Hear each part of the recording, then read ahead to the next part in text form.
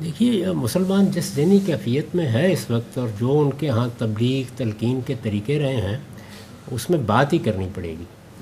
تو لوگ جو آپ پر اعتراض کرتے ہیں ان سے تو بات ہی کرنی ہوگی، ان کو سمجھانا چاہیے۔ قرآن مجید میں نے تو اس پر ایک پورا چیپٹر لکھا ہوا ہے میزان میں، کہ ہمیں پابند کر دیا ہے اللہ تعالیٰ نے، اور جب اللہ تعالیٰ کسی چیز کا پابند کر دے تو میرے نزدیک اس پر یہ سوال اٹھانا کہ اس کا فائدہ کیا ہے، یہ تو بجائے خود آخری درجے کی گستاخی ہے۔ میرا کام نہیں ہے یہ، میرے پروردگار نے پابند کر دیا مجھے کہ میری کتاب دے دو، وہ جانے اس کا کام جانے۔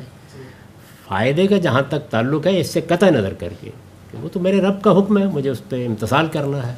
میں نے تو ابھی آپ کو بتایا ہے، کبھی آپ سروے کر کے دیکھیے، یہ جو اس طرح نا حضرت کہے تھے ہزاروں لوگ ایمان لے آئے، وہ ہزاروں ایسے ہی ہوتے ہیں جیسے 20 لاکھ کا جلسہ ہوتا ہے۔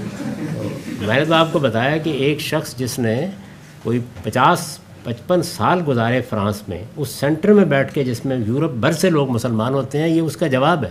اور یہ جواب یہاں ہلٹن ہوٹل میں اس تقریب میں انہوں نے دیا تھا، جس میں بہت سے لوگ موجود تھے جب میں نے یہ سوال کیا ہے، اور ڈاکٹر جاوید اقبال صاحب نے، اللہ تعالیٰ ان کی مغفرت فرمائے۔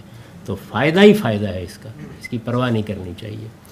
رہ گئی یہ بات، تو دیکھیے چند چیزیں ہیں یعنی قرآن مجید میں جو غلط انٹرپریٹیشن کی وجہ سے سوال پیدا کرتی ہیں، ان میں مختصر سے 2-4 جگہوں پہ نوٹ لکھ دیں، میں نے لکھ دی ہیں اپنے ترجمے میں، کوئی مسئلہ نہیں ہوتا اس کو۔